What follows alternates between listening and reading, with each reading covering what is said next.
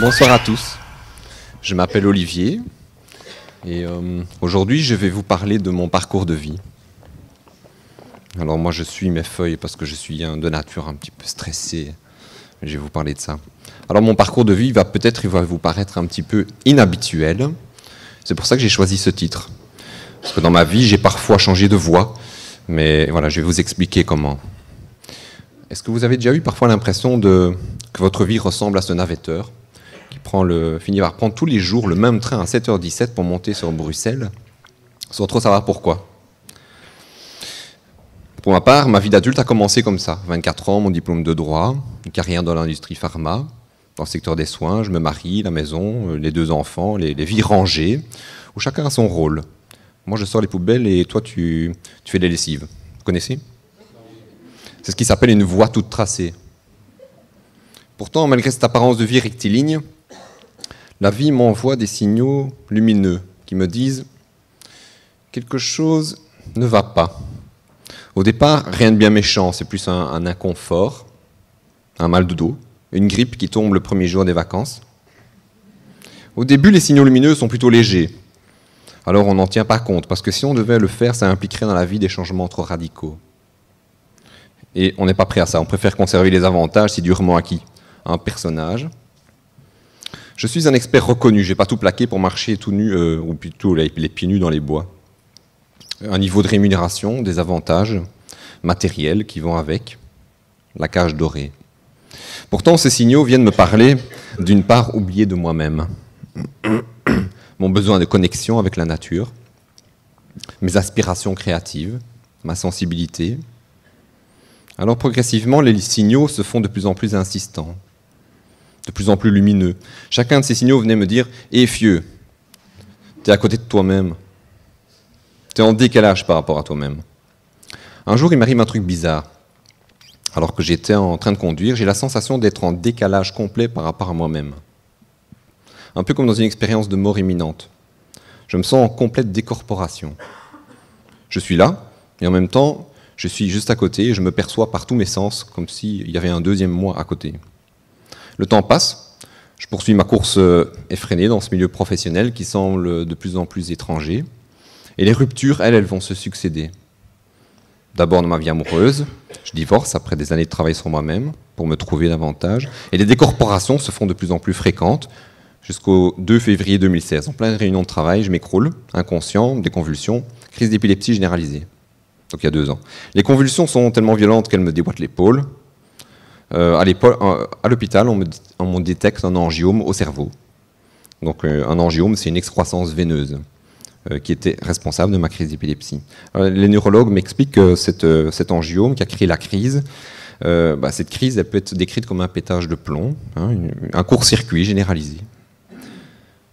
Et les perceptions de décorporation que je sensais, c'était déjà des crises d'épilepsie, des crises partielles. Alors bientôt, la décision est prise, je me fais opérer le 15 mars 2017, il y a 1 an, pour enlever l'angiome. Et aujourd'hui, je sais une chose, rien n'arrive par hasard. D'un point de vue médical, la crise d'épilepsie, bien sûr, c'est sans doute directement lié à cet angiome, cette anomalie que j'avais au cerveau. Mais pour moi, cette crise avait un sens évident. Elle m'a permis de mettre un terme à une situation professionnelle qui ne me convenait plus. Alors j'ai écouté ce message, j'ai choisi de ne pas reprendre cet ancien travail et de me consacrer dorénavant à un nouveau projet de vie. Ce projet, je l'avais déjà en moi depuis de nombreuses années en fait. Mettre l'accueil et le développement personnel au cœur de ma vie. Et je veux que mon boulot soit en cohérence. Je veux créer un refuge, un lieu d'accueil qui offre à toute personne un lieu de paix, de sérénité, où elle trouvera les ressources dont elle a besoin pour repartir vers elle-même. Alors avec Tania, mon épouse, on fait l'acquisition de 5 hectares en Lozère, en pleine forêt, à Sainte-Croix, vallée française. Ça arrive. C'est là, c'est chez moi.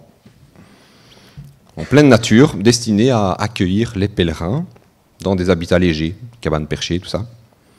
Et permettant d'offrir des chemins de vie à travers la méditation, le shiatsu, le contact avec la nature. Alors le projet est ambitieux, ça implique des partenaires, qu'on n'a pas encore tout à fait, donc du coup, on s'investit dans des projets transitoires, Avec Tania, ma femme, on vient de créer dans la région de Mons l'espace du lâcher-prise. C'est une ASBL pluridisciplinaire qui offre aux personnes stressées ou en burn-out un parcours de soins personnalisé. Shiatsu, sophrologie, méditation, yoga. Et avec 9 thérapeutes, on assure donc un accompagnement à toute personne en situation de stress. Pour une personne, ce sera 3 séances de sophro et 2 d'hypnose. Pour une autre, ce sera 4 séances de shiatsu et 2 de coaching, par exemple.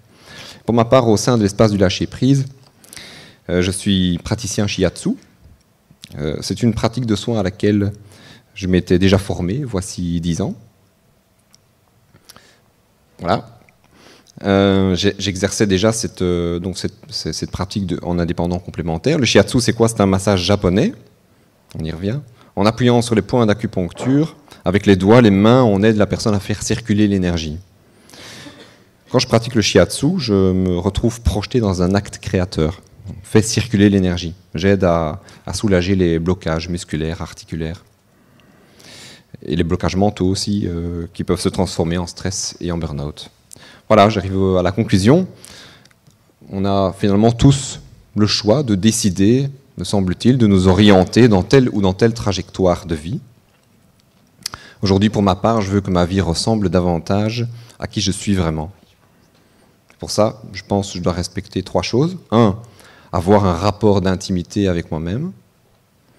2, respecter les signes que la vie m'envoie.